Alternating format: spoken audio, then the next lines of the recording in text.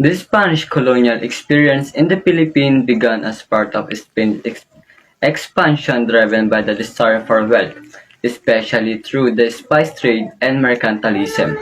Early expeditions like Magellan in 1521 and Villalobos in 1543 sparked interest, but it was Miguel Lopez de Legazpi expedition in 1565 that officially started Spanish colonialization.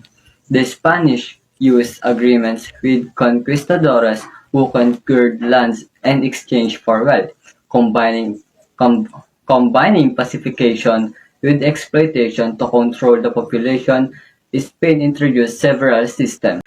The encomienda system allowed encomienderos to collect tribute and use native labor while supposedly protecting and converting them to Christianity, but it often led to abuse and greed.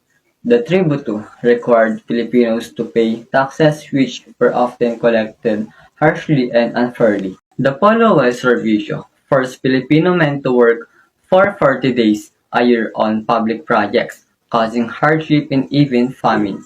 The Bandala requires natives to sell goods to the government at low prices, often without proper payment. The Spanish also used divide and rule strategy, encouraging conflict among Filipinos to maintain control.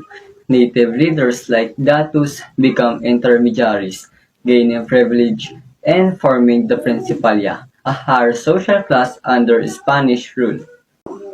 Overall, while these policies were meant to organize the colony, they resulted in widespread exploitation and suffering among Filipinos.